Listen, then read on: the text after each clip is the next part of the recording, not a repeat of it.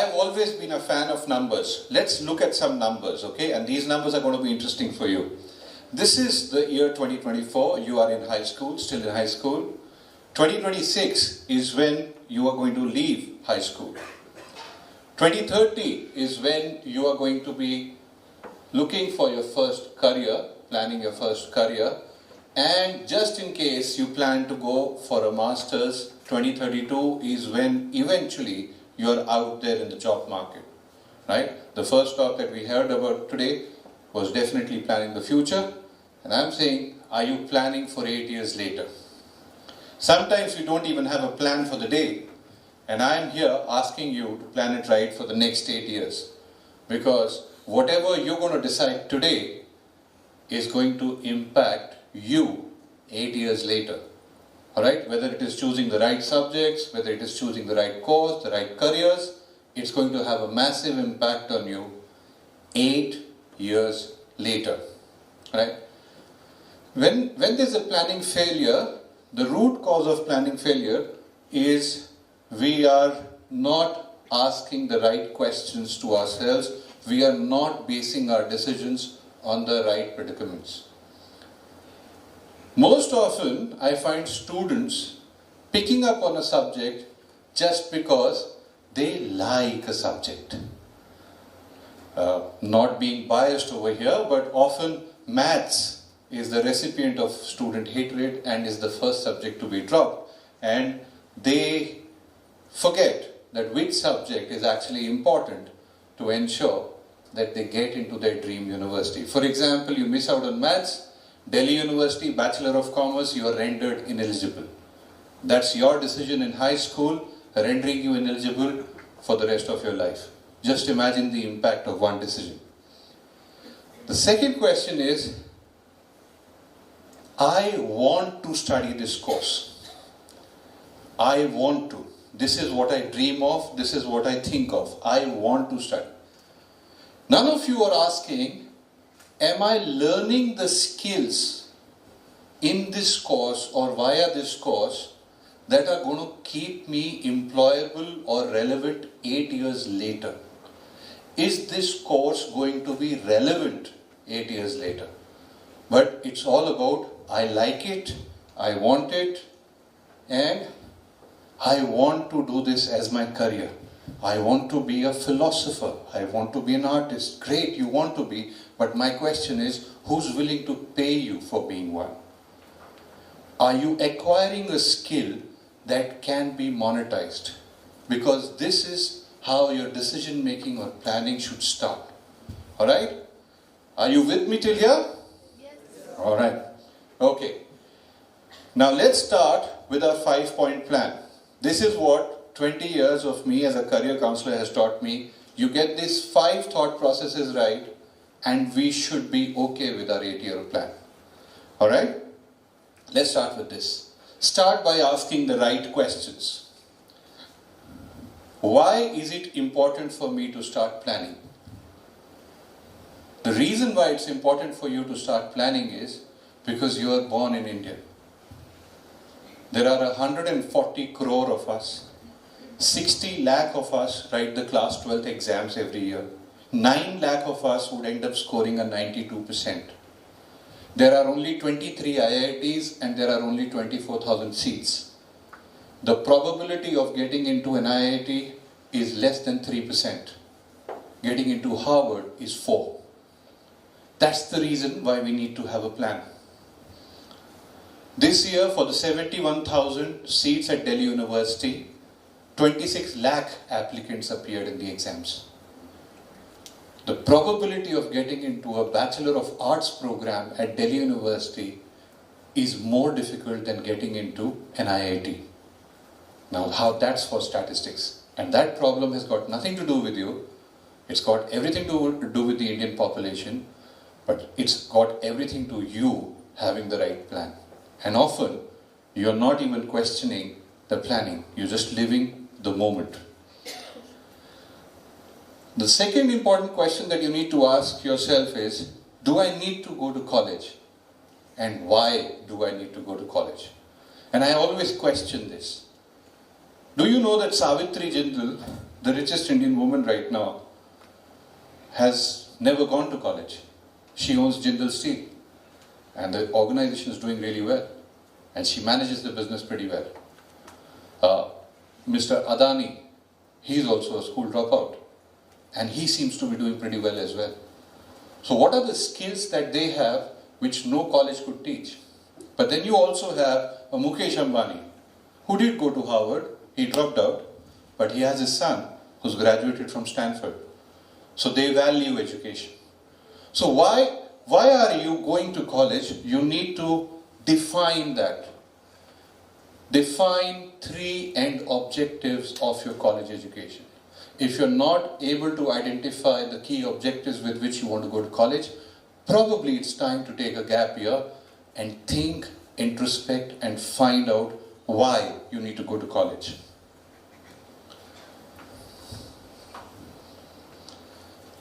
Most important, what's the goal of your educational journey?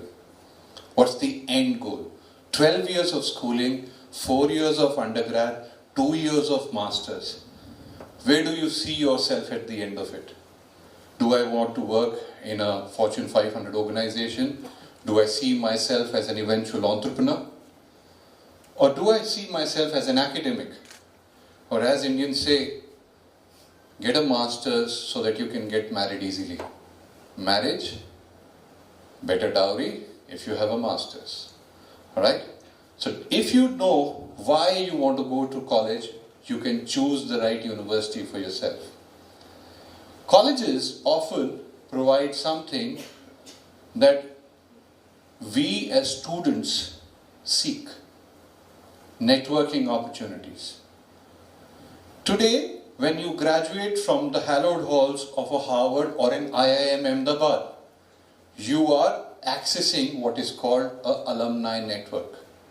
And those people open doors for you. That may be an end goal. College may also help you become the next professor. The top 10 most followed sadhus on Instagram are IIT alumni, including Gaur Gopal Das. So just imagine college could be the reason why you became a sadhu. But you need to define what is it that you want to achieve out of college. Get these questions right. Get your plan right. The second question is a set of 5. These are factors that we often forget. The first important factor I always remind the students is, when will I enter the workforce? In today's world, there are 16-year-old entrepreneurs and we have 52-year-old unemployed politicians. Most important that you have to cater for is skills. Skills that are going to keep you relevant. Please understand and keep reminding yourself, 90% of the jobs that your parents' generation are doing today, or you are thinking you might end up doing, will not exist in 7 years' time. Or they will be taken over by artificial intelligence. Your generation does not have a challenge from a fellow classmate. Your generation has a challenge from technology itself. So how well do we master that? How well do we cater to that situation? That's critical. So most important for you is, what skills do I need to learn to keep me more relevant than artificial intelligence, more valuable, one skill that people are willing to pay me for. And this is the common problem that this generation has, and when I share this slide, normally parents are the one who are the happiest, often teachers as well. My request to the current generation, while you have access to the smartphones, please use it smartly.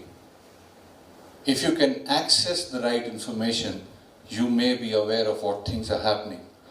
This data over here is from the Times of India in May 2024. Roughly 30% of IIT graduates could not get a placement. And their feedback was, the jobs that they had prepared for have been taken over by artificial intelligence. Now this is students graduating from the most premier institution that India has. And they are being rendered unemployable because they did not plan well. So you can get into an IIT and still be left unemployable if you get your plan wrong. So it's very important that you need to keep a track of how the world around you is changing, what direction is it going, so that you can come up with a plan that keeps you safe and you remain employable. My feedback to the generation, please make sure that you keep reading newspapers or at least program your smartphone for getting the regular news updates. Because often you miss out news that is going to be relevant to you 8 years from now. The fourth and the most important aspect. When we turn 16, we often limit our engagement with our parents. The most common mistake that students do is they start relying on their peer network more than the knowledge, the wealth of knowledge that their parents might have. Believe me, your classmate is probably as confused as you are, as unaware as you are. Believe me that there is no one in this world who's got your interests as the only purpose of their life. Believe me, there is no better well-wisher for you than your parents. We often do not engage with our parents, we often do not reason with our parents. We end up getting into very uncomfortable debates with our parents because we have not done our planning right, we have not done our data right, and whenever we see our parents trying to exercise some reason, some discussion, we feel or perceive that they are not supporting us. A parent works tirelessly throughout their life to get that 1 second of satisfaction that my child is now well settled. A parent does not ask for the money back in EMIs like a bank who's funding your education. And a parent is not seeking a royalty from your income for the rest of your life.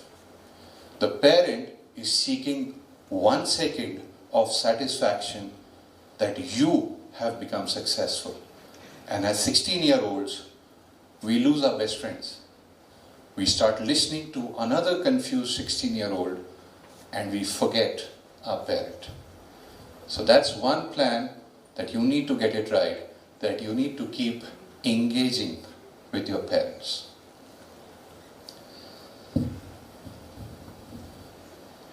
My favorite space shuttle from the NASA was Apollo 11. And one of the reasons why Apollo 11 was my favorite is because that took my childhood hero, Neil Armstrong, to the moon. And Apollo 11 is very relevant to the young generation of today. Because the smartphones that all of you have has got more computing power than Apollo 11.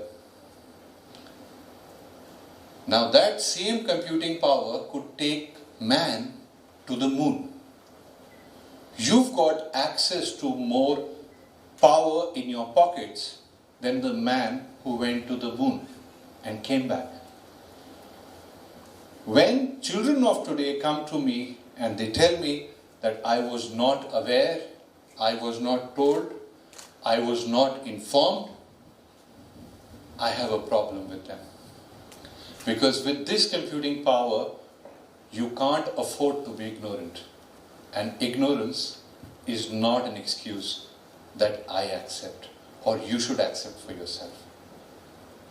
If you've got these 5 points sorted, you are ready for the future, get the plan right, avoid the mistakes, and get your career plan ready. Thank you so much. That was me, Pawan, for you.